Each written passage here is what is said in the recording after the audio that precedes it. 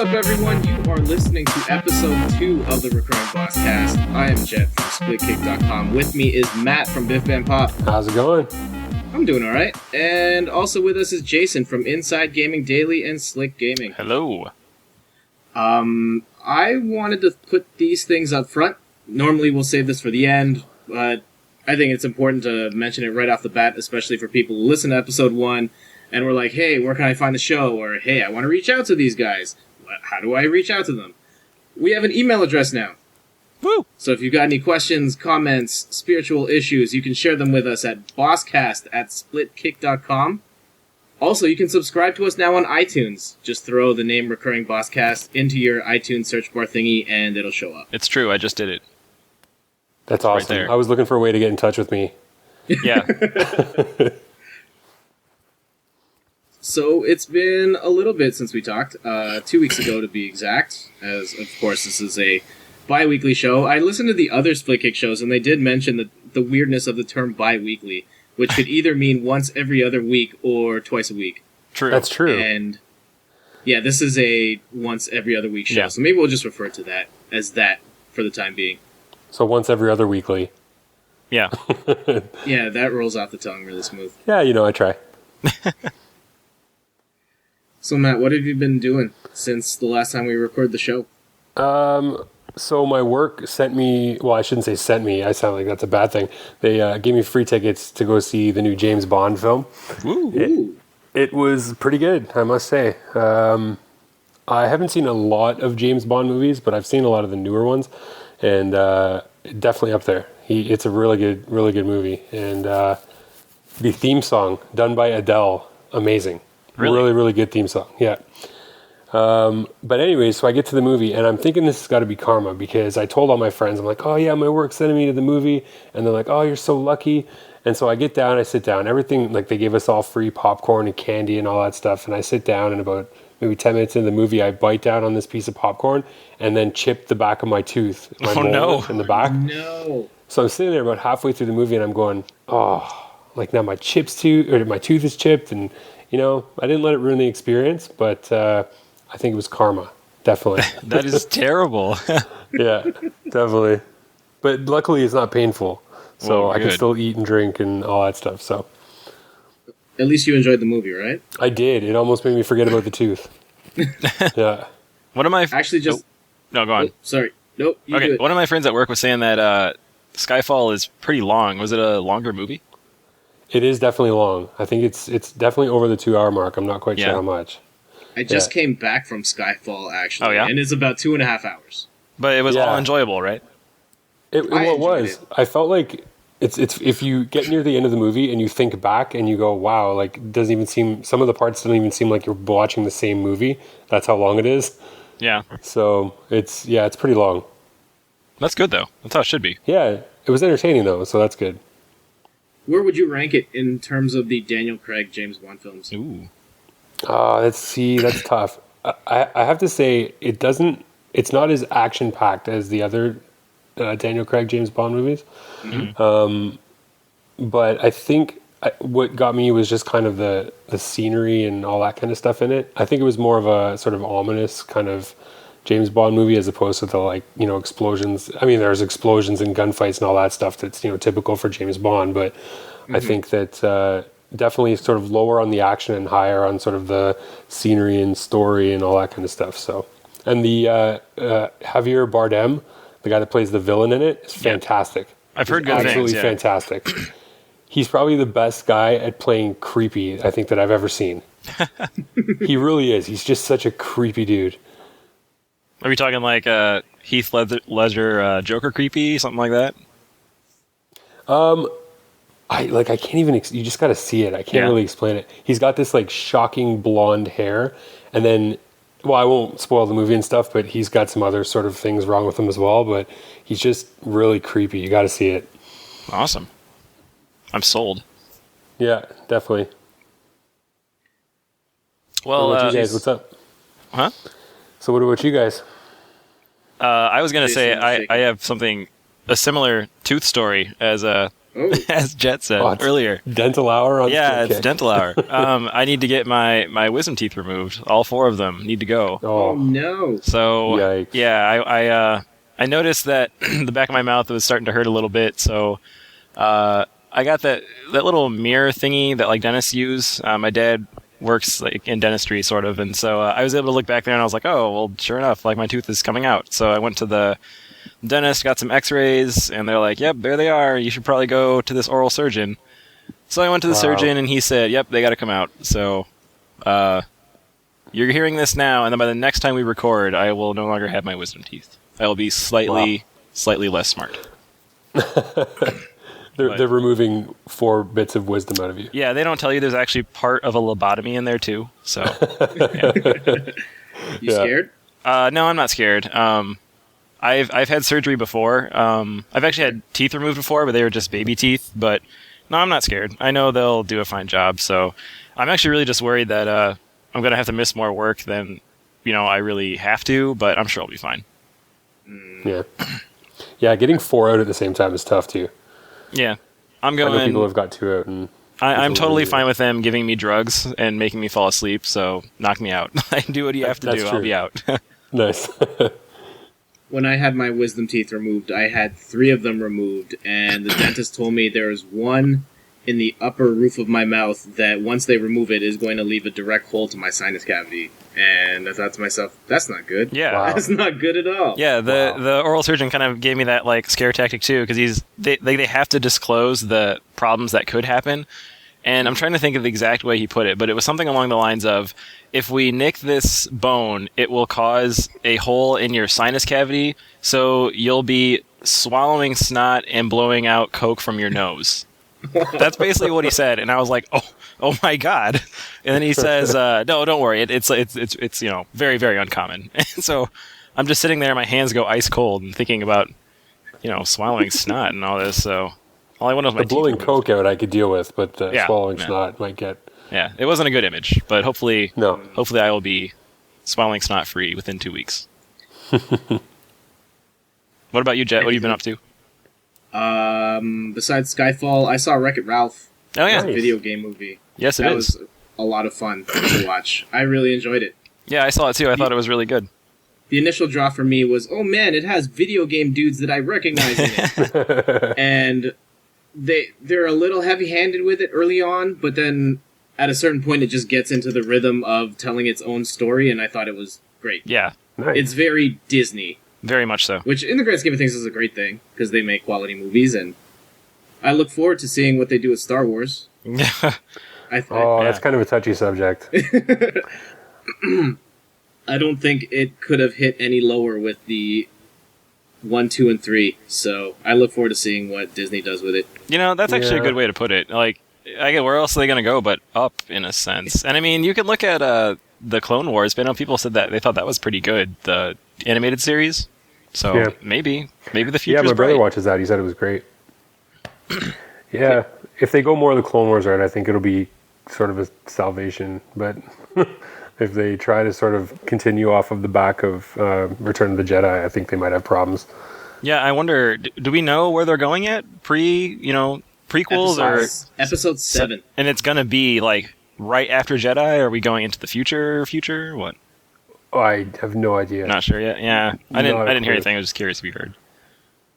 But I mean, it is episode 7, so clearly they're going to be going after the sort of Luke, Darth Vader storyline. Yeah. Just, I don't know how they're going to do it. I'm praying it's going to be good. Yeah. Can Oh, no, it's fine. they bring Darth Maul back? Doubtful. seemed I think like he's in the- 2 pieces. He seemed like the one cool thing from episodes 1, 2, 3, and they cut him short. No pun intended. No pun intended, yeah. Way too quickly. I don't know. In the world of Star Wars, anything is possible. So I'm sure he can come back with 6 mantis legs and a quad lightsaber or something. Yeah. Yeah, they did cut him a little short. It's almost like they cut his screen time in half. Dun- But no, anybody? Okay. Moving on. Yeah. I went to a McDonald's kids party. Not to Wow. be creepy or anything. Steph's cousin Yeah, you turned 6. You were invited, right? Yes, I was invited. Okay, good. You can just say if it was for you. It's cool. No. So Make me feel a lot better about the one anyways, go ahead. it's been a long time since I've been in a McDonald's PlayPlace in peak hours. Likewise. So I just remember being a little kid and playing in the PlayPlace thinking it was the best thing ever. Yep. So going to this kid's party, first time I've been there during kids' peak hours, and the thing that shocked me was the smell.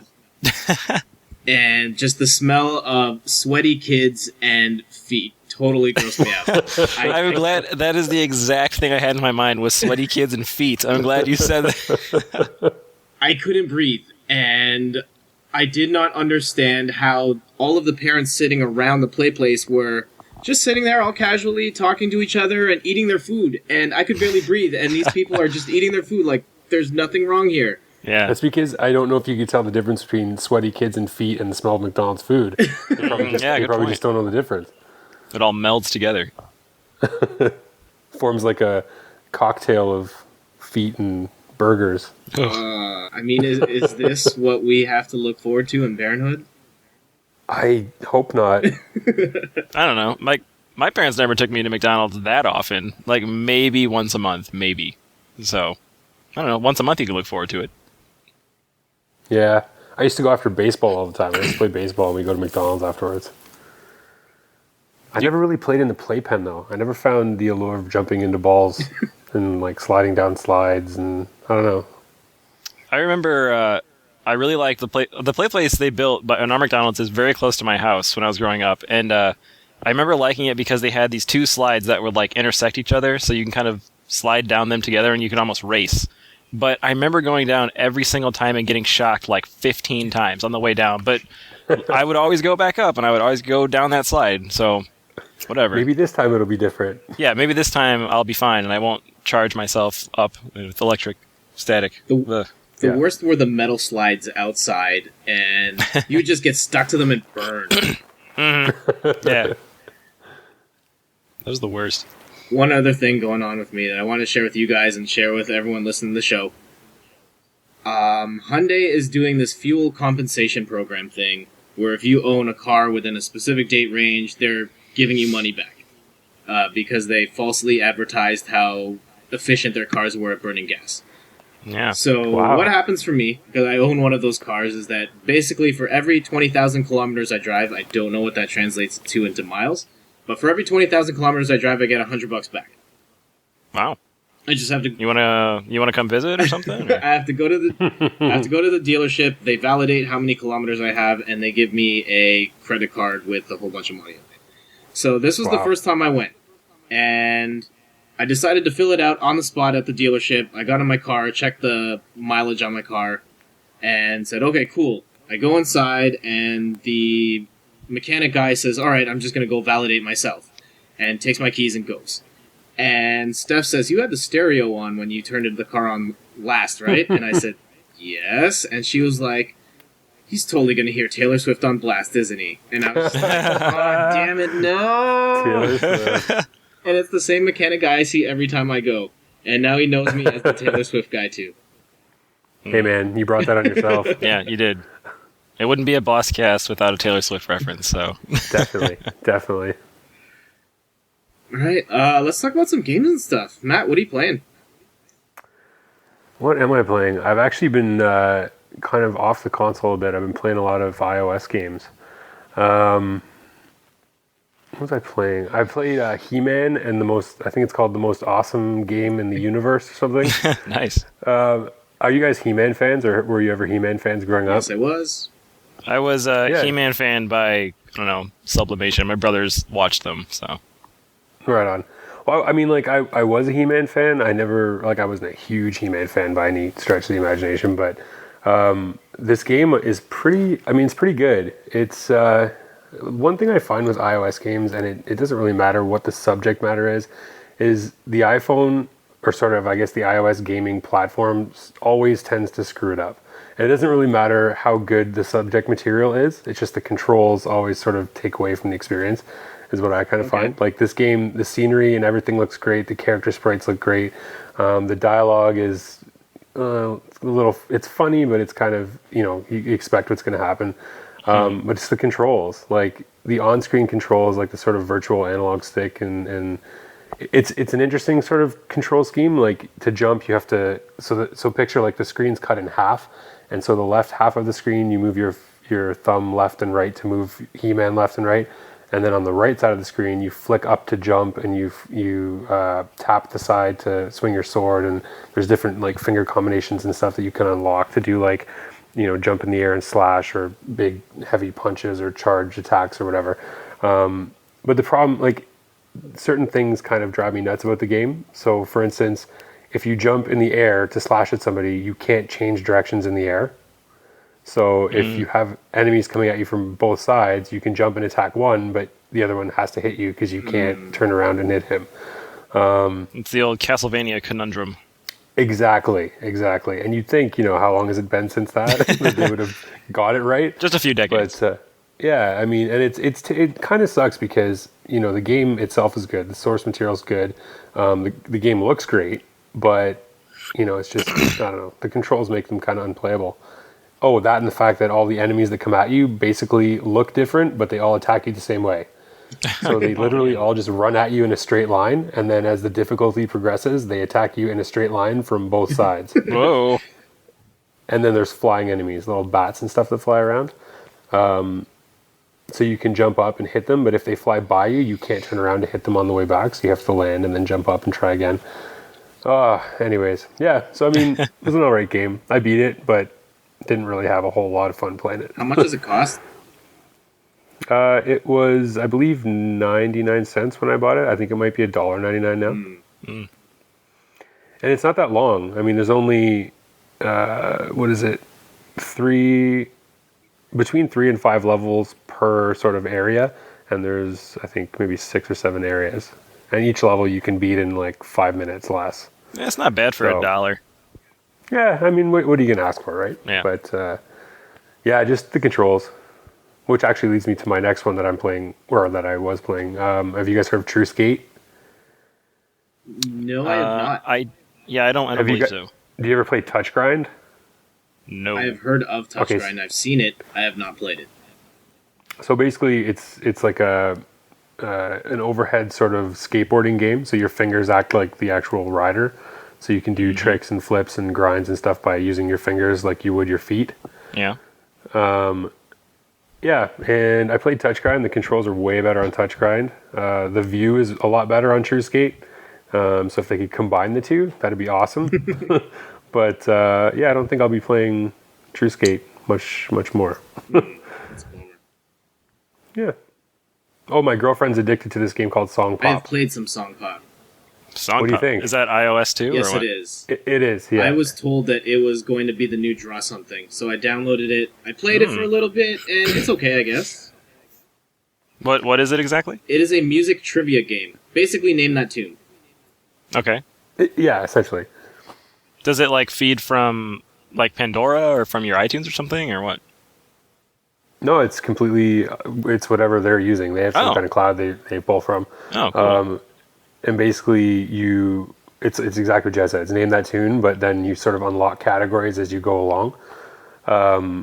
I'm terrible at it personally. I think my fingers go faster than my brain does half the time. So I know what I'm going to, I know the song as soon as I hear it. And then, Kiss from a Rose starts playing, and then I push Nirvana. And then I yell at myself and throw the thing.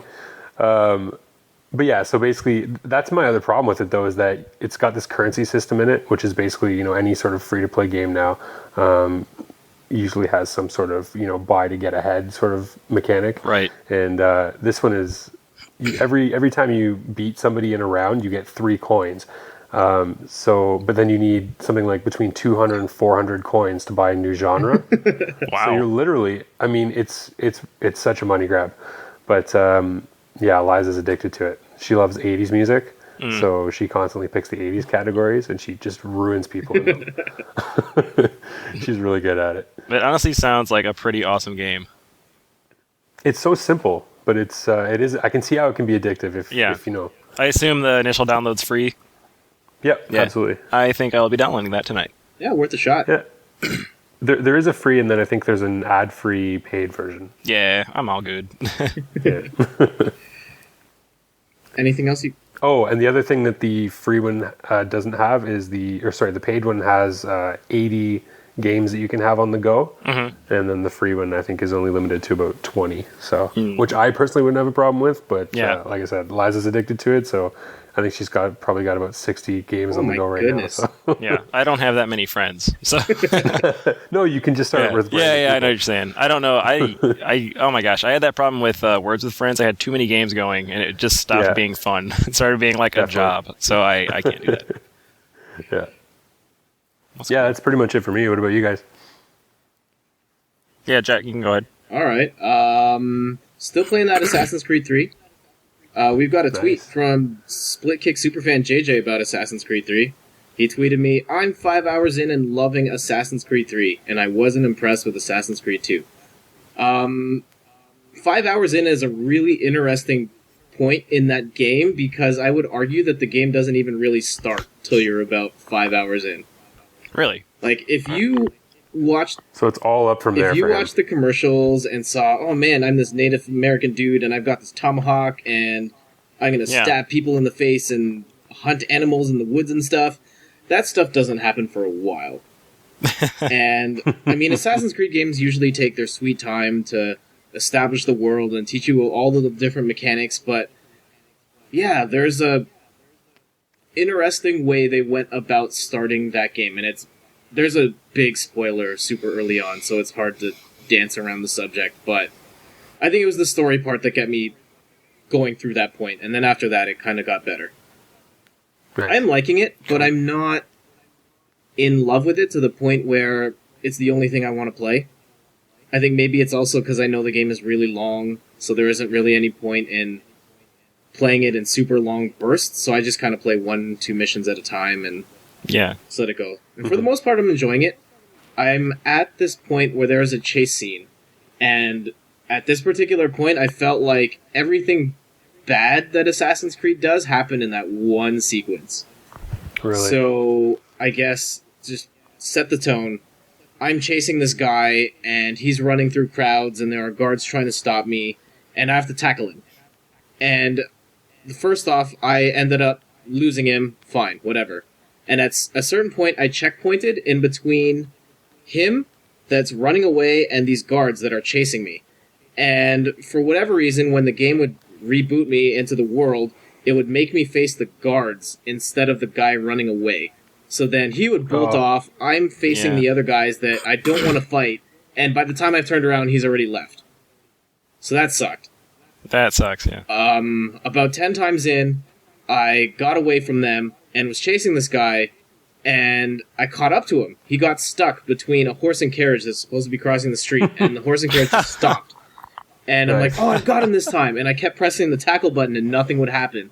Apparently because the game didn't think that he should be tackled at that point in the sequence. Oh, right. Like it's scripted. And I got screwed at that point, and then there were other times where like he would take a tight corner, and I would try and take the corner, but because the run button and the climb button are the same thing, I would take the corner a bit too tight, and he would just climb up the wall, and he would bolt again. Well, as Taylor Swift would say, you're never, ever, ever going to catch that guy. I don't think so. Yeah. I did end up catching that guy, and I've moved on, and I hope it is smooth sailing from here, but we'll see. When it is at its best, it is pretty awesome. But then there's just some lingering things about the Assassin's Creed series that are still here, and it's just frustrating to still have to deal with them 5 games in. Some other things I've got playing, Borderlands Legends. Well, I'm not really playing that anymore, but I did play that. Yeah. iPad, iPhone? iPhone version. Yeah. I think it's like $5 or $6 on the iPhone. It's not cheap for an iPhone app. Yeah, it's not that cheap, but it's actually one of the first games for iOS I'm actually very interested in. Okay. I've heard it's kind of broken, so you might want to... Yeah, I have yet to play/buy, so... All right, my review for Splitkick should be up any day now if it's not already up, and the verdict is it sucks. No, really? I've heard some okay things about it. I did not. I mean... I heard it's like, it's definitely not that same Borderlands experience, but I heard it was okay. I did. Well, I mean, I gave it a 5 out of 10. so Yeah. it's in the middle of the road, I guess. Mhm. I just felt like they cut too much out of it to the point where it just felt very hollow and not very Borderlands-like, and it wasn't very fun to play. So Oh, that's not good. It's for people who aren't familiar with what the iPhone version of this game is. It is a action strategy title where you control all 4 characters at the same time, and you go through wave after wave of enemies, just killing them off. Although you don't actually kill anything, you move people around and activate their powers, but the shooting is handled by the AI. Oh, really? And I would have problems moving characters because they don't know how to move around corners or move around objects on their own. So And it's cover based too, right? there is cover per se, but I never found it overly useful. Well, because they get stuck on it. Yeah, too. they get stuck on the cover all the time. They get stuck on their teammates all the time. At one point, I told Lilith to walk in this straight line, and she just ended up spinning in circles. Oh, Lilith. Your guys are supposed to shoot enemies that go within the radius, but sometimes they wouldn't do that. The thing that sucks the most, that's the most disappointing, is the loot system, or lack thereof. No enemies drop weapons at all. They just drop money, and you're supposed to just buy weapons instead. But then none of the weapons are all that interesting because there's only 2 or 3 variables that set each weapon apart. So it's... Which is exactly the opposite Yes. of Borderlands Yes. on PC or console. And so there's no real payoff in getting better guns other than pick the ones with the highest numbers and just move on. Yeah. And kinda particularly with stinks. the iPhone, I don't know how the iPad version is, but with the iPhone, if the groups get kind of too clumped together, it's really hard to select an individual unit or, to give sort of the fine controls that you want. Mm-hmm. Everything's kind of just sort of jumbled together. Yeah, so that... I haven't heard good things about it at all. it's really... Maybe as a rogue review I read. Maybe. I found it really disappointing. Okay. Other iOS games, since we're still on the topic. Curiosity, what's inside the box? The latest joint from Peter Molyneux and 22 Cans.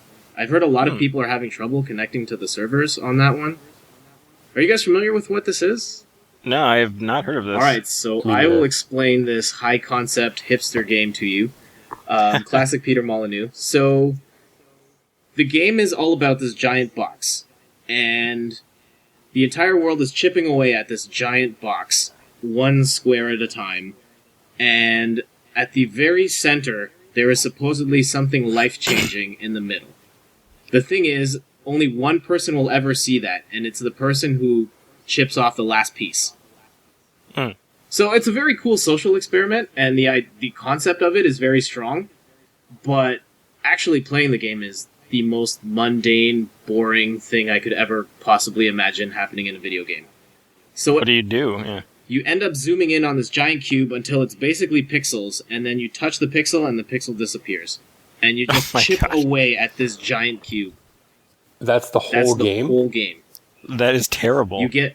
So ultimately, one person will eventually, will see what's in the middle, but until then, literally, you're just moving pixels? Wow. You can... Is there a time limit or like a time frame or something on this game? No, it is until all the blocks have been removed. and only one But I mean, person is- sees it. One person will get the prize at the end. Well, But God I mean, are we hopes he talking has like weeks, a years? camera to record it or something so we can Yeah, see. seriously. It'll inevitably be some guy that just picks up the game, once. Yeah, And exactly. he's like, oh, what's going on here? And then he wins it. Yeah. I mean, the only other gameplay layers to it really are if you get a score streak or earn a bunch of coins, you can buy tools to chip away more blocks at once. So it's self-serving. And then the joy is sometimes you'll zoom in on a particular part of the cube and someone's etched in their initials or assorted bad words or someone. Of course. I saw Steph was playing it on my phone and someone drew in a penis. It's really hard to recommend to play. It's not really Yeah. a game at all, and there are so many other things you could do with your time. I mean, if anything, Yeah. log in at the very end and hope you are the person who finds out what's in the box. But that's Yeah. what I mean. Are we looking at weeks, months, From years? what I have mean, heard, there's 5 layers to this cube, and the first layer had 100 million cubelets in it. Oh my lord. Wow. Pretty ambitious, Peter Molyneux. Go figure. Yeah. Mind you, he kind of does ambitious. That's Yes, I kind of know. But this is mundane and ambitious. The bad combination. Yeah, I really love the idea, but if there was anything other than touching squares to make them disappear, then maybe it would be better. But Yeah. in its current state, like, there's no point. I am not that curious.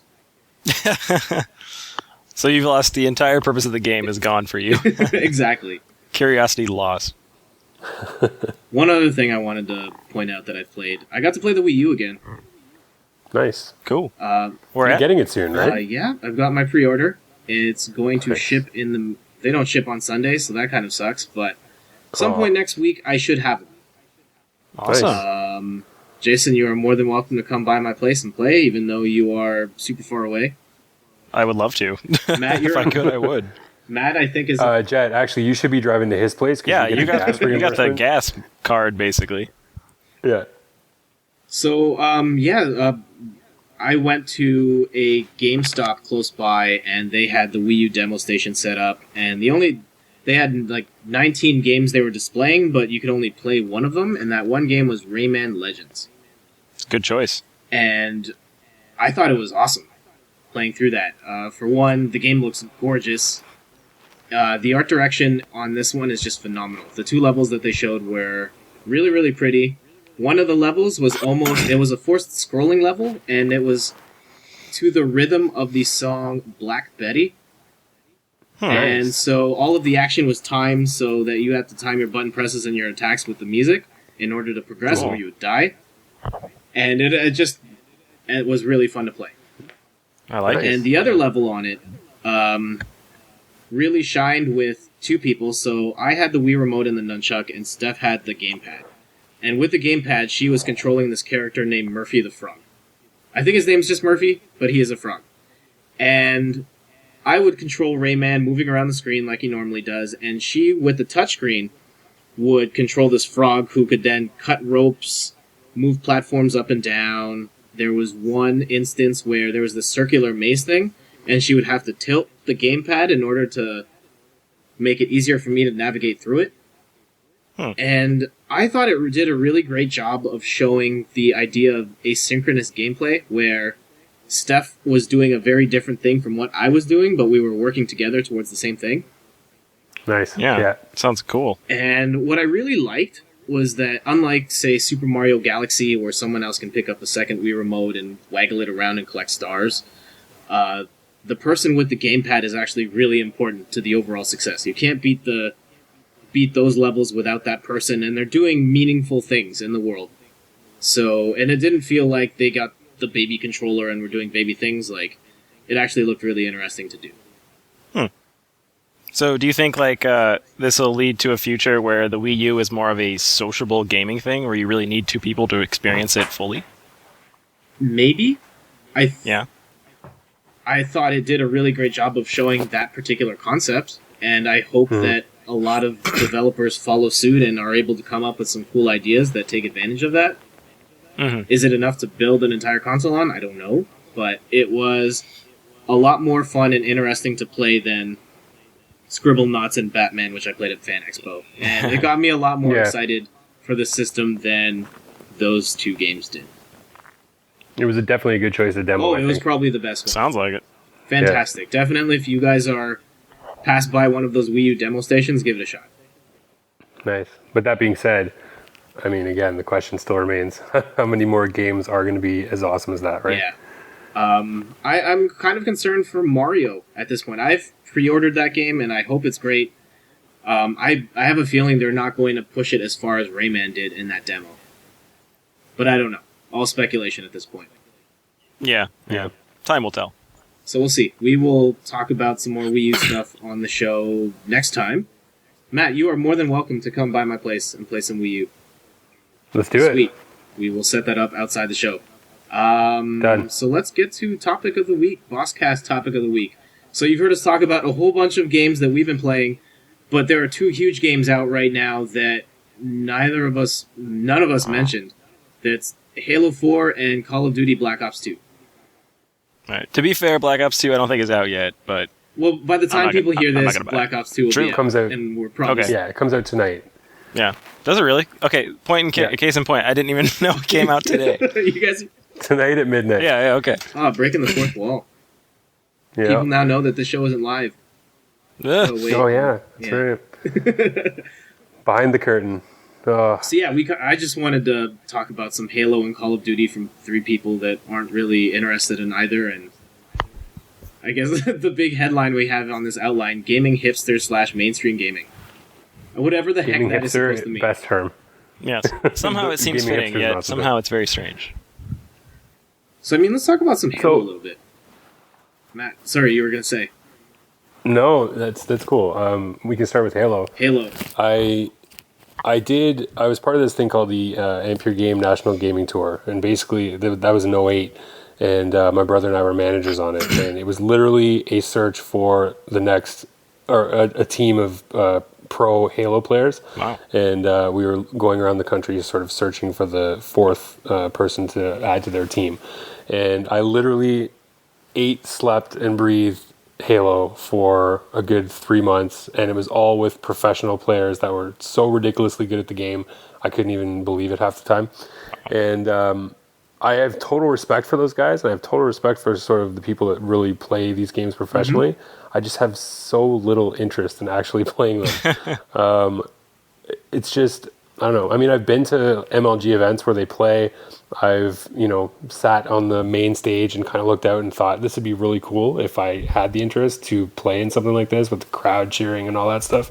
But I don't know. It's just the multiplayer I can get into, but I'm just not, I'm not that good at it. And it just gets sort of boring after a while. You go in and you get wiped out, and then you just kind of don't have that sort of urge to play again. Yeah. I'm more of a backwards sort of Halo and Call of Duty player, whereas I really enjoy the single player campaign, and then I kind of get bored of the multiplayer, and then it goes on the shelf. Do you plan on playing the Halo 4 campaign at any point? Yeah, I'll probably go through the Halo 4 campaign. It's definitely not like on the top of my list of things to do, but I've played the rest of the single player campaign, so I'll definitely play it at some point. Just no rush right now. No, not really. Jason, are you a Halo guy at all? No. Like, I like Halo. I think it's a fine series, but my main focus on the series was with Halo 2 and some of my friends throughout high school.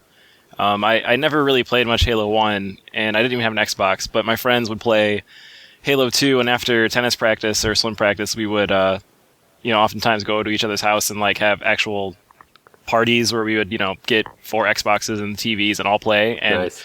that was awesome. Like, that was a really cool experience, but outside of that, I mean, I never played 3 or any of the other ones, and I just never really thought that it was, I never thought it was a bad game. I just, I think in my mind it was ingrained in my mind that it had to be this social experience. Like, I needed to be with friends in the room playing it, almost like, how GoldenEye isn't the same when you're not playing with other people. So Yeah, exactly. I had that sort of aspect for it. So I always kind of just moved away from Halo.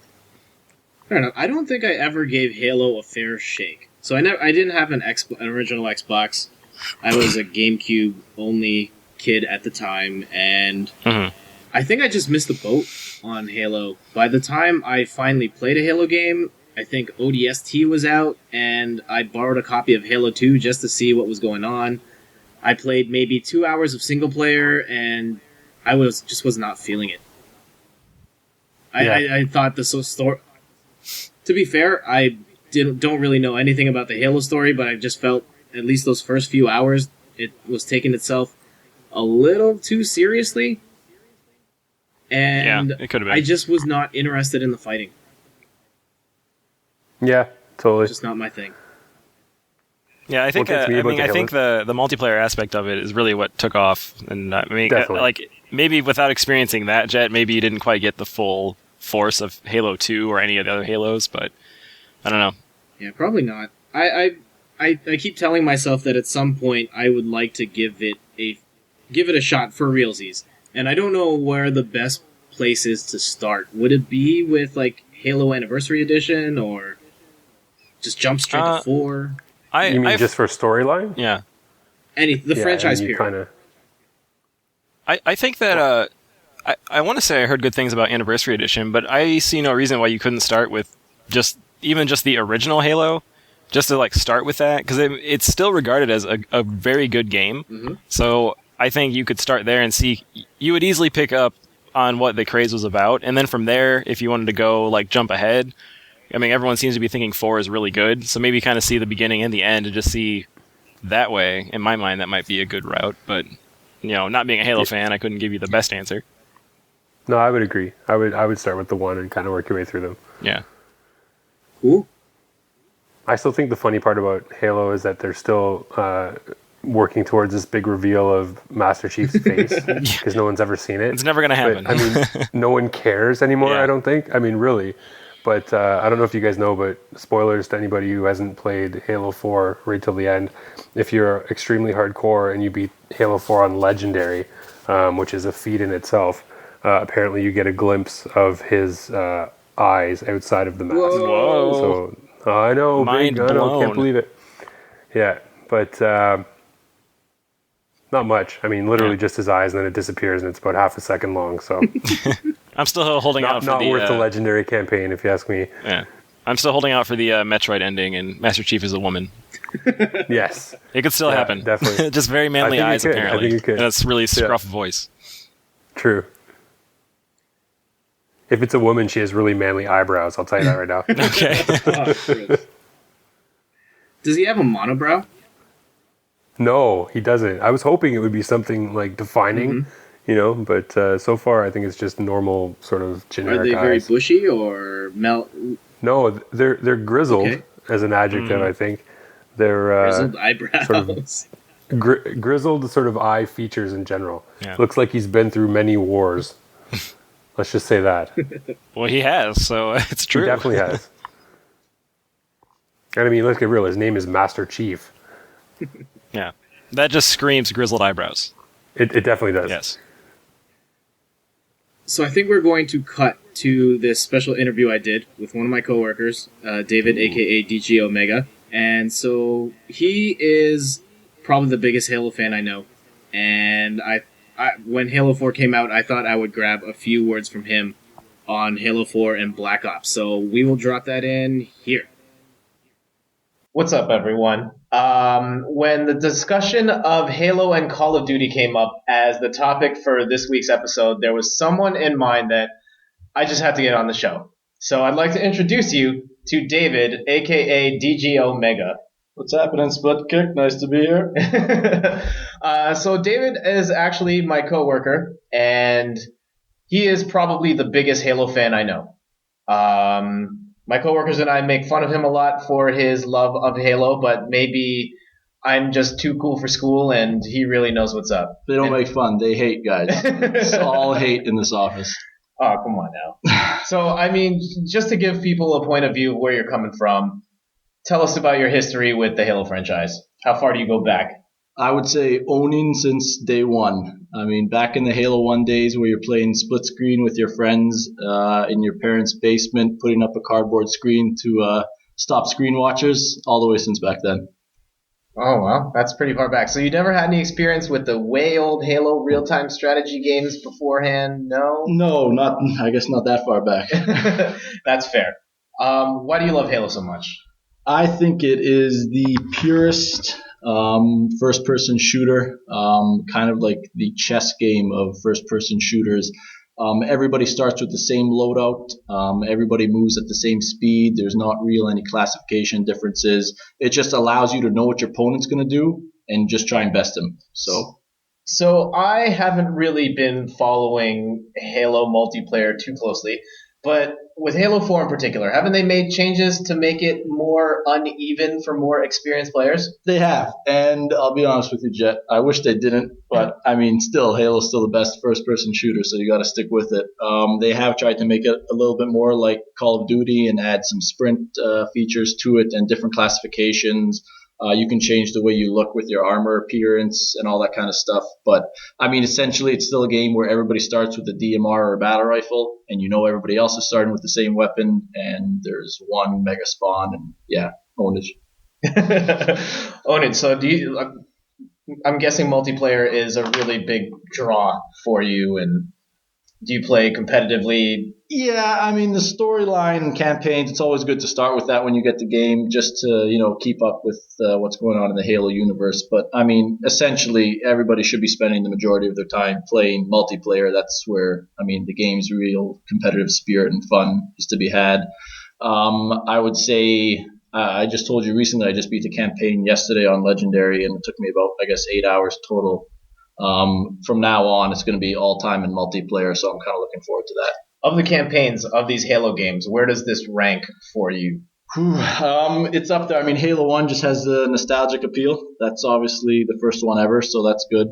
But this one had music, I'll tell you, Jett. I got some goosebumps after that first opening cinematic, so this one was definitely up there. Halo 3's last mission, I thought, was also very well done. One of the best missions I've played. But yeah, this one's up there. I don't know if I'd say it's the best, but it's up there. Okay, so I've heard some criticisms. Okay. I've admittedly. Wait, from who? I've heard some things from, let's say, haters. Okay, let's say haters. Let's say haters. What they are. Okay. That have said that the only thing that Halo 4 does well is do sequences from previous Halo games. Right. So it's just like, well, here's the Warthog sequence of driving away really fast, and here's Firefight X that we've done before. Here's the tank sequence that we've done before. What are your thoughts on? There's a problem at the core of that argument, because that argument's coming from a hater. If you love Halo, you love those sequences, so you're going to love this game. If you're not a fan of Halo, you didn't like those sequences, so you didn't play the first game, so of course you're not going to like this game. All right, would you want them to have branched out a little more in what they did? I did enjoy the fact that they tried to take some epic scenes, I guess you could say, from movies and video games before this. Like, I don't know, there was a mission that really reminded me of a Star Wars scene. There was a mission that reminded me of a good Gears of War mission. So they tried to incorporate things like that, and also with some pretty solid cinematics between. It gave it a movie feel almost, with the kind of storyline that they had. I thought they did a really good job. Obviously, they're going to replicate the same things that Halo games have been known for in the past to be successful. But, that's what part of making a good game is. Cool. You told me you were at a midnight launch for this game. Yes. So tell me all about it. I've only been to one midnight launch in my life, and it was very uneventful. I'm just going to go on a little tangent here. Okay. The one game I lined up for at midnight was Rock Band 2. Okay. My brother and I went to a Walmart, a 24 hours Walmart, and they didn't actually have a formal event. We just went there at midnight, and there were about 5 other dudes with us. Yeah. You could tell it was such a big deal. Right. What was your experience like for Halo 4? Okay, number one, I guess to everybody listening, I'm not one of these guys who's, hip and happening and in the middle of everything cool. I'm out in the burbs, so my midnight launch was on a sidewalk by Best Buy. So it wasn't really anything big or special like your experience. There was about 20 to 30 guys when I got there. The only real reason I went to a midnight launch was not to experience anything, because there wasn't, in fact, anything going on. It was just to get one of the free T-shirts that they were handing out, because I had to have that. And going off on a tangent myself here, I was very close, extremely close to picking up a sword, an energy sword pen for $10. The guy at the cash really changed my mind. He's like, dude, come on, $10 for this pen? And I was like, you're right, probably not. So, overall, you do meet some characters at the launches, and it's a good time to catch up with your buddies while you're out there for a half hour waiting for a game that you're going to play later that night. So, yeah, good fun. Yeah, cool. In the pantheon of Halo games, Halo 4 versus the rest of them, where do you slot this? Is it the best one? Is it... It's too early to say. Okay. Like we talked about the campaign, it's a great campaign, great continuation. I really like the fact that there was something called Spartan Ops, which lets you keep the campaign going. They're releasing episodes that you can continue to play. So that's a pretty cool feature, I thought. Also, I guess multiplayer. I've had some good experience with the multiplayer so far. Seems pretty smooth, pretty good. The graphics are there. I couldn't say yet if it's going to be better than Halo 2's multiplayer, which I thought was the best multiplayer of any Halo game. It's just too bad cheaters ruined that. But that's the jury's still out on that. So my history with Halo, I've only played one Halo game. It was Halo 2 for like 2 hours. I didn't play any multiplayer. I've played other multiplayer bits since, but I played maybe 2 hours of the Halo 2 single player and hated it. Mm-hmm. Did I give Halo a fair shake? Wait a second. Let me just get this straight. You gave the Halo 2 single player a fair shake. No, did I? Did you? I've only played 2 hours of Halo 2 of single player. Okay, so no, you did not. I mean, Jett, what's going on here? No, multiplayer is always where it's at with the Halo games. Like I said earlier, I mean, yeah, I derive a certain amount of joy from playing through the campaigns and feeling like I'm the god John there. But, I mean, yeah, it's in the multiplayer where you're going to get the satisfaction out of beating somebody, basically. That's where it's at, man. So competitive spirit. Sorry to cut you off. So let's say I want to give Halo an honest try. Right. I've missed pretty much everything. Yep. Do I go back to Halo 1? Do I go back to Halo Anniversary? Do I go canonically and go with Halo Reach, which is technically the first one? Where do I go? Okay, so I would say just YouTube some kind of a collection of screen grabs, cinematics in order just to get an idea of the story, or even just read a wiki on the plot or something, and then just start with Halo 4. I mean, why would you go back and play the other games? If you really get hooked after playing Halo 4, sure, go back and experience the different campaigns firsthand. But you want to get the best shot to play this game and have fun, just join up with me, man. That's what it's all about. That's how you're going to become a winner. All right. Let's talk about Black Ops 2 just for a little bit. Sure. Full disclosure for everyone listening, I had questions pre-prepared for Halo. I have nothing for Black Ops 2, so I am winging this. Are you excited for Black Ops 2 at all? Am I excited? I'm excited to keep on playing Halo 4 while anybody who's not good at it switches over to Black Ops 2. So that should thin out the field of guys who aren't legit. So no interest in Black Ops 2 at all? I played Black Ops 1, and I gotta say, it was a good game. Not as good as Modern Warfare 2. There was some cool functionality with just outside of the gameplay itself, just of, changing up your character's, clan tag almost. You had a little spot to do something, and I had a lot of fun actually with changing up the artwork in there to make some pretty ridiculous things. That was pretty fun. Okay. Gameplay itself, yeah, smooth, pretty good. Treyarch did a good job. Storyline I thought was not there compared to the other Modern Warfare games, which really feel like you could make a full-blown movie out of them, Michael Bay production style and everything. Yeah. So, inside jokes. Mr. David is a huge fan of the Michael Bay films. What's your favorite Michael Bay film? Is it actually The Rock? It's The Rock, man. Like, come on. If you're not exploding, get out kind of thing, right? It's got to be exploding. If it's not exploding, where's the testosterone at? And I just want to know, why is The Rock the best one? You want the real reason? I want the real reason. Okay, these guys have been bugging me a bit about The Rock here. Number one, if you're a guy, you're going to enjoy the movie, okay? There's explosions, there's Nicolas Cage, Sean Connery, Hummers, Ferraris. There's a minecart scene. There's everything, okay? Ed Harris, sorry, my God, apologies, Ed Harris, you're in there too. But the real reason it's the best movie ever is because you're going to enjoy watching it, but you get a girl in there, she's going to lose interest. It's Michael Bay, it's explosions. Guess what's next, man? You're the next option for action right there. So it's an action movie for both genders, okay? Wow. Yeah, guaranteed action for everybody. All right. Black Ops 2 in stores now. Michael Bay, I don't know, Transformers, The Rock in stores now. Go get that. Yep. All right, David, thank you for your time. Yeah. PG Omega. Thanks for having me, guys. Maybe we will have you on another time to talk about Michael Bay or other video game stuff. But for the time being, I will kick it back to the guys and we'll continue on with the show. Yep. And we're back. Thank you, David, for coming on the show. Appreciate the quick chat and talking about Halo 4, Black Ops, and, of course, Michael Bay movies. Guys, what's your favorite Michael Bay joint? I think that sums it up there, the two responses. Yeah. I can't even tell you.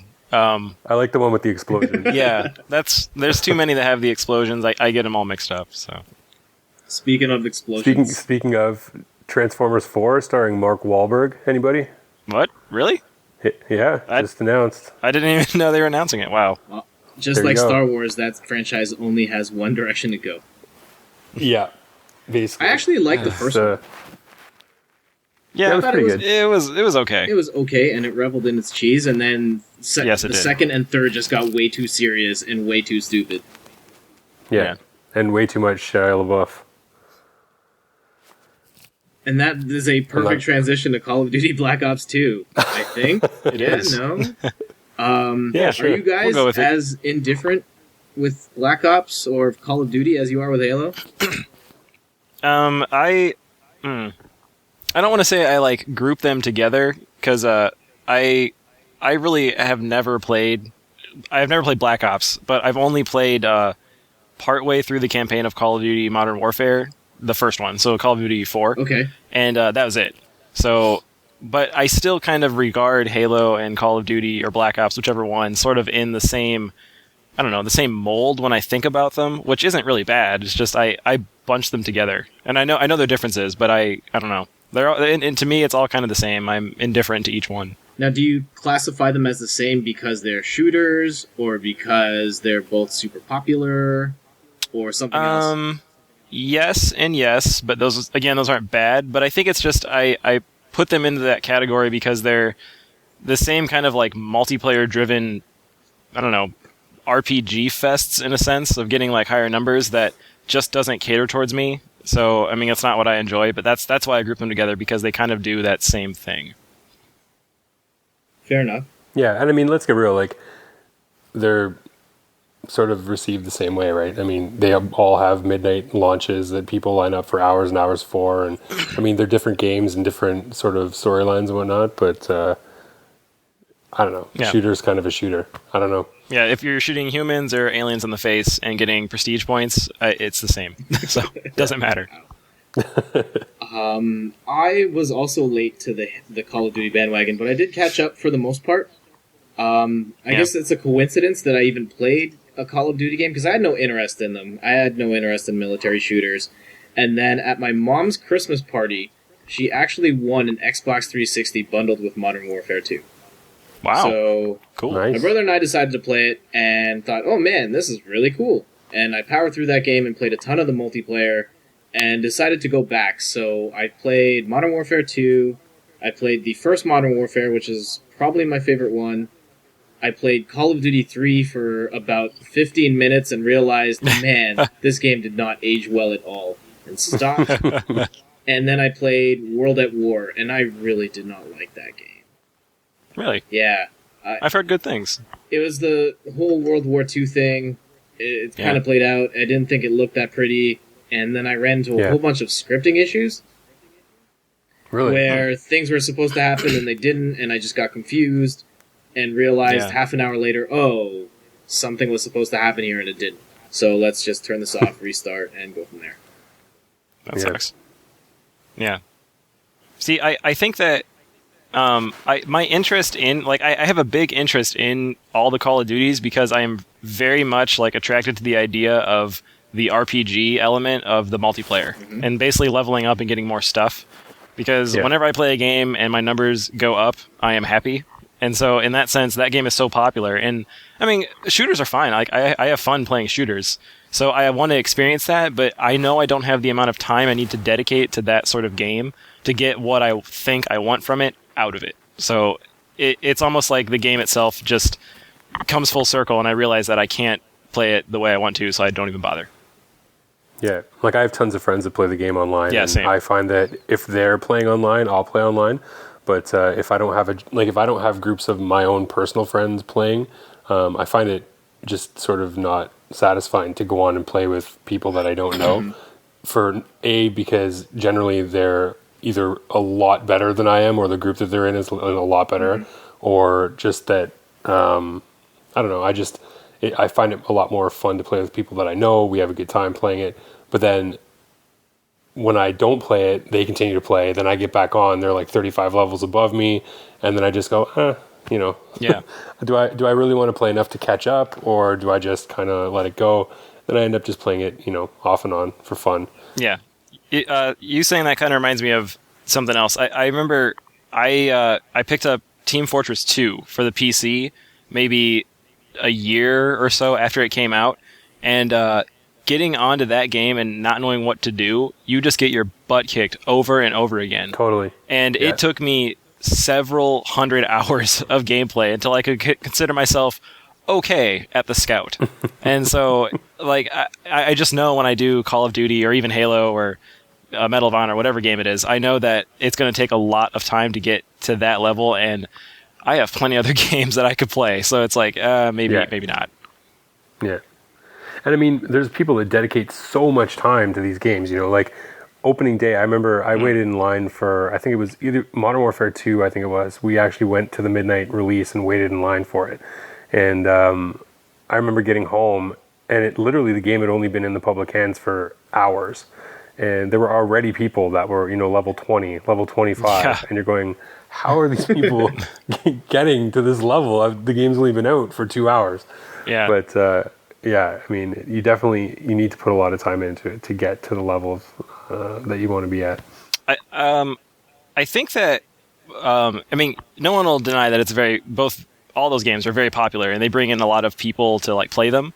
But I think it's a lot of that popularity and fame is almost facilitated by all online outlets for games that really push it to be this thing. Like, I already know places that are doing live streams, you know, for those games, and you know, prestige runs to get to the highest, and just all this content to like make you, you know, no matter where you're going online for game stuff, you're always seeing, you know, Black Ops 2. I mean, I think it's already a trending hashtag on Twitter, and it's, you know, all these things. So no matter where you go, you're getting overloaded with this Black Ops 2 and Halo sort of fan base and advertising. And while that's, you know, cool and all for those people, for everyone else, it's kind of, all right, just I don't know, let's move on. There's other games coming out that we can play, but I don't know. Like, maybe that's just us being on this hipster side of games. Does the popularity of those franchises deter you from playing those games? Like, have you ever... Oh, not... Yeah, no, go on. Yeah, have you ever said, I'm not going to play that because everyone else is playing that? No, not at all. It's not that at all. In fact... That would make you a true gaming hipster. Yeah. I am not that big of a hipster for games. But, in fact, like, when my coworkers will say that they're playing it, you know, I feel kind of left out because I don't have the game, and I would love to play with them because that sounds really fun. So, it definitely doesn't deter me, it being popular.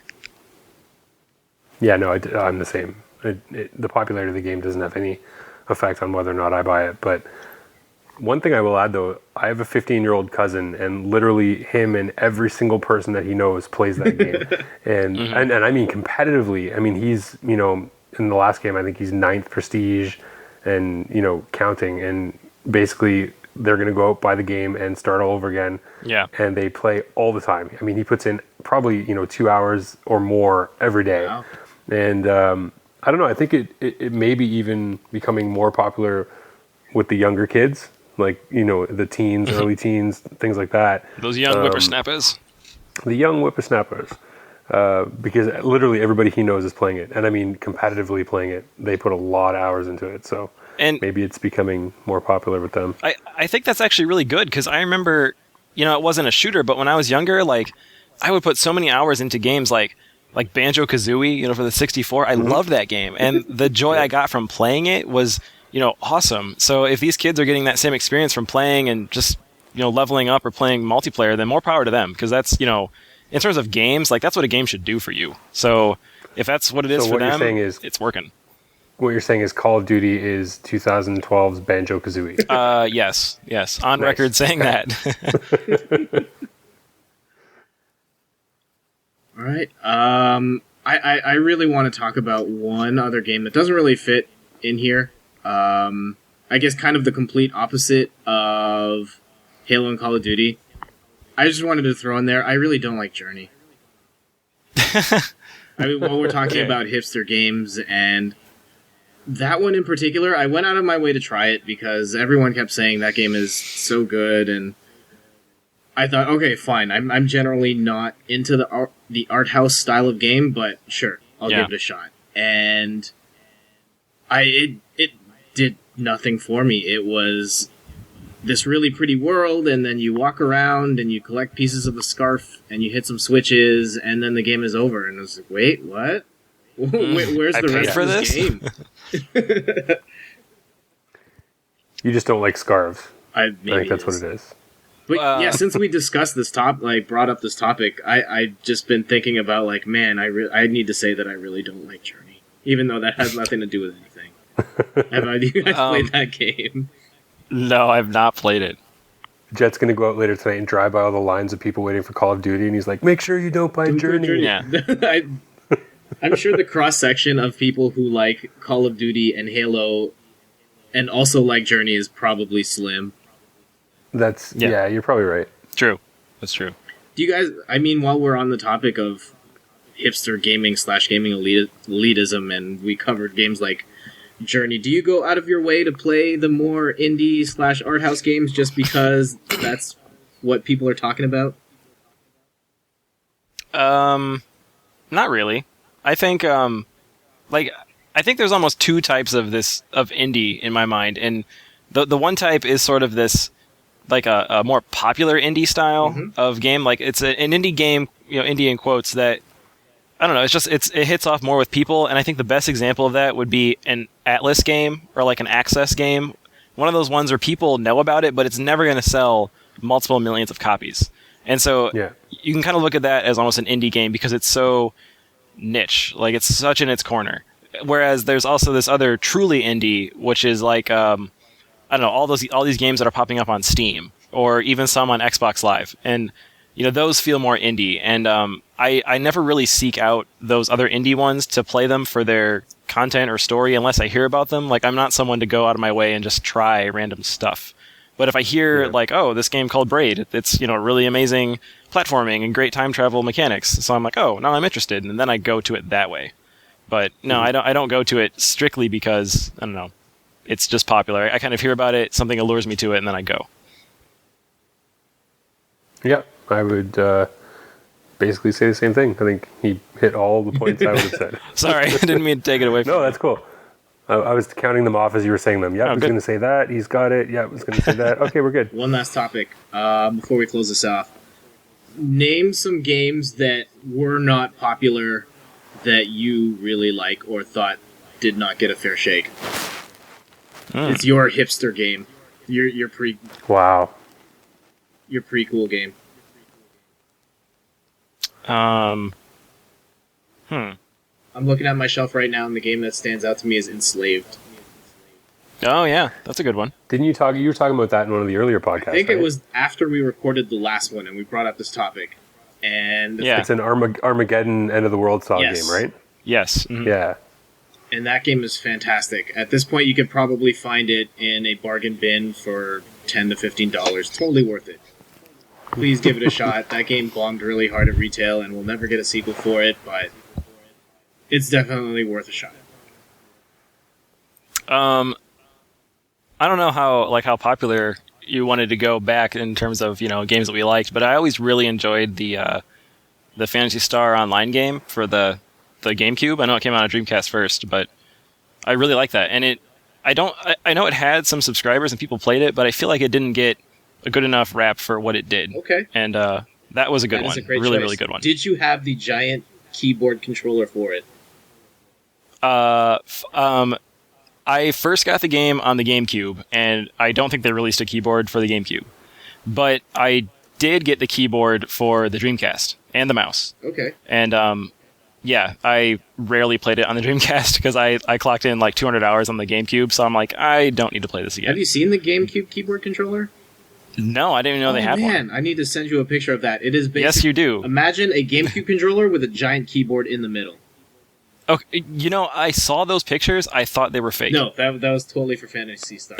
Are you serious? Yes. Yeah, like this kind of blows my mind because there are very, very rare times where, like, for myself, I consider myself a game collector, and if I don't know about something, that is surprising, and I did not know that was real. The more you know. Yeah, no. Now I am going to seek this out. I'm serious. I only saw that controller in real life once at a Toys R Us, and it was still full price. I believe the controller was over $100 at the time. And oh my lord! Who the heck is going to buy this? And yeah, I can only imagine that being for that game. Yeah. Yeah. Okay. Completely unnecessary. Matt, any one game or games you wanted to nominate for this? I don't know. I'm trying to think. I mean, it's not that there's not many games. It's just you got to think of one that really sticks out, I guess. I was actually looking at your show notes, actually, Jason. Yeah. And I saw that we didn't actually get around to talking about it, or maybe we deleted it, but you talked about Zero Escape. Oh, which yeah. led me to think of... Oh, yeah, we didn't say what I was playing. Oh, man, we totally skipped out. That's okay.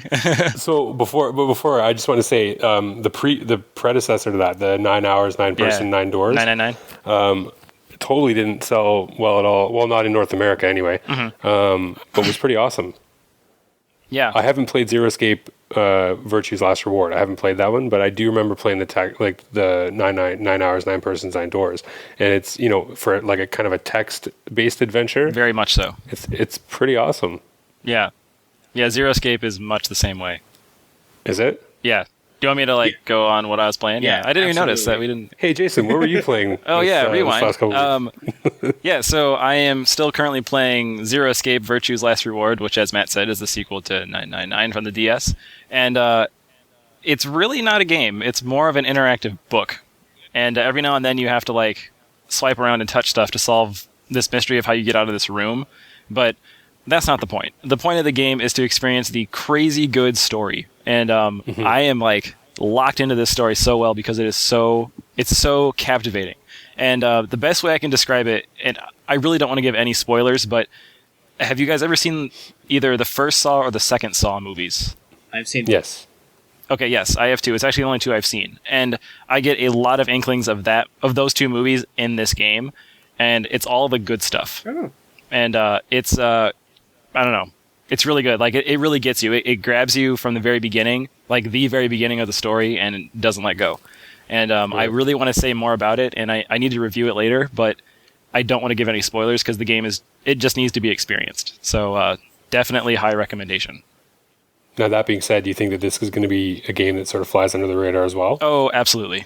There's again, which is a shame. Yeah, it's a big shame because it's a market of games that is much more popular in Japan, like this sort of text adventure, and it's not going to get a big market in America. But people will go to it, eventually, and they'll see that it's really good. And those people that do are really in for a treat. I also think it's on the PS Vita too, so you can get it there. But, yeah, it is. Yeah, Zero Escape. it's good. And I also just finished up Professor Layton and the Miracle Mask, the 5th one for the 3DS.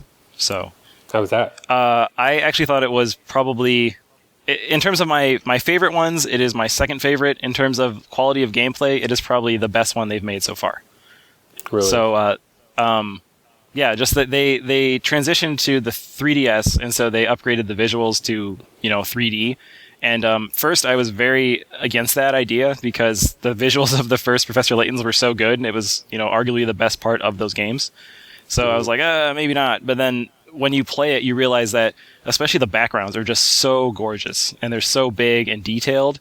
It's very, very impressive. So you kind of forget, and there's still the 2D cutscenes, like the cartoon style, and that's one of the better parts too. So it's pretty much, all those things make the game even better. So I hear the controls are a bit different though. Like you're not clicking on the bottom screen to select your objects anymore. Right. Like you're kind of moving the top screen around with the bottom screen. Yeah. So in the first 4 DS Professor Layton's, the action pretty much took place all on the bottom, and the top screen was just there to kind of show extra, background. But this time it all takes place on the top screen, and on the bottom screen you touch a magnifying glass to go into this search mode, investigative mode, and you drag the magnifying glass across the bottom screen, and you see it on the top. And when you can interact with something, the magnifying glass will change color, and you just tap. And so it makes it easier to find things like hint coins and puzzles and people to talk to instead of just haphazardly tapping all over the place. So Nice. I remember writing reviews for the first few games and thinking, even writing in the review, I see no way to make this random tapping any different. How to make it better. But they made it better. And so it's a, pretty good step in the right direction. And it's going to be, every other game that emulates this formula should use that because it's the best way to do it. So, Nice. But yeah, it's good. It's a really good puzzle game, good story too. Cool. Steph actually just picked up a Professor Layton game to play on DS. She picked up, I think, Unwound Future. Yeah, I see that in the notes. That is actually that is my favorite game, Unwound Future. All right. She tells me it's pretty good. It's very good. I always say it on my blog, but I'm a big sucker for time travel. So Yeah. I instantly love that one for that reason. But I was going to say, it combines two great things, Professor Layton and time travel. So how could you go wrong, right? And it uses, that game uses the most like voice acting for the DS games and the most cutscenes. And they're all really well done. And also, the ending is one of the most heartfelt and touching endings I've seen in a game, so it's really good. Nice. Anyways, we can fast forward back to killing people with Call of Duty and stuff. I think we finished that portion of the conversation, unless you wanted to throw in anything about Call of Duty and Halo and whatnot. Double XP on your Doritos. I'd probably play them if Professor Layton was in them. Think about that. Some guy in a top hat just mowing you down with an AK-47 while giving nicely tuned British quips like pip pip as he shoots you. I'd play that. Maybe Nintendo can do an M-rated Professor Layton game. Yes, or maybe Borderlands can add that gun in there. That would be excellent. Pip pip sound. Yeah. Oh yeah, I guess I'm still playing Borderlands 2. Laura and I are almost done with the campaign. So Sweet. I got this crazy orange grenade mod yesterday. And it, like when you throw it, it splits off into two hovering turrets, essentially, that shoot in all directions. Whoa. And it releases, like, 10 slag grenades all over the place. Wow. Yeah, it's amazing. So I just throw it around a corner and I run away, and everyone's dead. I love it. Nice. The best kind of grenade. Yeah, I know. It does the work for me. Yeah, those types of grenades and the ones that create the black hole are my favorite in Borderlands. You know, I haven't gotten any of those yet. I got the one that, like, drags people in, but it's not that effective, so... Yeah, those are the ones. Yeah. Those are the ones... Yeah, but, like, I feel like... if I get, like, a purple one, it'll do better than the blue one I have. So, I don't know. I do like the ones that scatter better, though. Yeah, the child grenades are where it's at. Mm-hmm. All right, and on that note, I think we can wrap things up from here. So, do you guys have anything to plug? Jason, I'm looking at you first. You know, I really don't have much going on my end of the blog. I finished all 3 of the Mega Man comics for Slick Gaming, and this is getting into kind of a thicker review season for Machinima work, so I'm just working on that. I think Professor Layton's already up there, and Zero Escape will hopefully be up there by this week. Ooh. For me, the Borderlands Legends review should be up for Split Kick by the time you listen to this. That game is not good. If you're a big Borderlands fan and want to know why I don't think it's that good, you can rewind, listen to the show again, or read my review. I will read. Coming up soon, I should be getting a Wii U, and I'll be reviewing a whole bunch of stuff for Split Kick on that, so it'll probably be Nintendo Land and New Super Mario Bros. U are probably my first 2 picks. Also, you can check out my game site, inthirdperson.com, where I write about a whole bunch of other video game stuff. I think the most recent thing I posted was actually not gaming related at all. I think it was a post about Vince Carter. Wow. Nice. There you Vince go. Carter, yeah. In Toronto news, he was on the radio saying that he would be willing to come back to Toronto. Wow. Yeah, but we don't want him. No. So, because he's going to say he's not going to dunk again, and then what could he? Yeah, that was a pretty awesome time in Toronto sports when he was the man, and then he threw that all away. Yeah. I'm sorry. I really think that in their prime, if Vince Carter had hit that shot against Philly, that we would have gone to the NBA championship. That's pretty bold. I think we would have destroyed Milwaukee in the Eastern Conference Finals because we were destroying them all year long, and then we would have faced Kobe and Shaq in the finals and got owned. Yeah. Lakers are pretty good. Well, not the current Lakers. Yeah, not right now. No. As long as my man Derrick Rose gets back to health, Bulls are going all the way. Nice. Calling it. Are you calling that right now? Calling it. Along with Banjo-Kazooie and Call of Duty, calling Derrick Rose and the Bulls going all the way. All right. You heard it here. Yep. There it is. Matt, what do you got cooking? It's actually the opposite of you. I mean, you got so much on the go. It's kind of we're doing a lead up at Biff Bam Pop. We're doing a lead up sort of a Armageddon month because, as we all know, I think I said this last time too. Right. Armageddon's coming, apparently. According to the Mayans. So yeah, we're kind of doing apocalyptic based stories and reviews and whatnot. So I'm not entirely sure what is going on this week, but yeah, it'll be apocalypse based. And should be good. Sweet. Some other shows that you guys should check out. Fall Damage, Split Kick podcast, and they recently announced that they're calling it quits. That's kind of a bummer. Yeah. They had me on their show a couple months back, and that was a lot of fun, and they are wrapping up their show at the end of this year. So make sure to check them out on their victory lap through Podcasting Awesomeness. They're the show where they announced that they are calling it quits. They went the entire show without talking about video games at all. So that's kind of interesting for a video game show to do. They had talked about business plans with restaurants and whatnot. I will still keep a lookout for 7 Bears and 8 Bears and whatnot. Also listen to Rocket Jump. We stole their slot last time. They were out of commission for Hurricane Sandy, but they are very much back. The last episode with Jim talking about his experience going to get a physical, that was really funny. I don't know if you guys listened to that, but yeah. I haven't, but now I definitely will. The episode is titled Gentleman Parts for a Reason. Great. Okay, maybe not. And one other show, the Bits of Reality show, Splitkick's live streaming video retro show starring Dan and Pat. I watched the Ninja Turtles episode. Have you guys played Ninja Turtles on the NES? Wow. Yes, I played it and I watched the episode. It's funny. Yeah, I was impressed. He beat the 3rd level, and I've never beaten that level. Nope. No. I beat it once with Game Genie. Okay. Yeah. Wow, Game Genie. There you go. And I was so happy for him when he beat that 3rd level, and then he decided to throw away his lives to get the clean start, and then it just ended up resetting. Yeah. I didn't know it. Rough. Yeah, I totally forgot that it did that. Yeah, you got to do it all, man. Last plugs. Email us at bosscast@splitkick.com, and don't forget to subscribe to us on iTunes.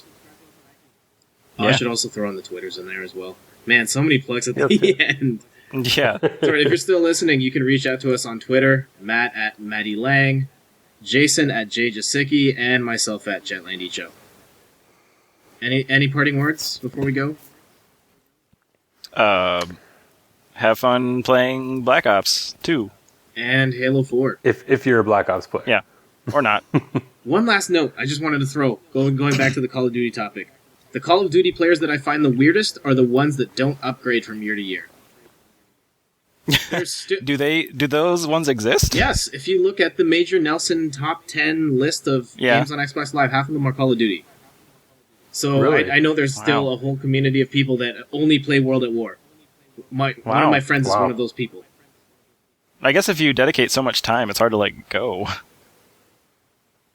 See, that's the other thing that I had. The problem that I have with Call of Duty is that you dedicate so much time. So say you get to 6, 7, 8, 9 prestige, and then next year the new game comes out and you start from the beginning all over again. Yeah. You know, I don't know. As goes the beast. Yeah. All right, so let's wrap things up. Till next time, they're Jett.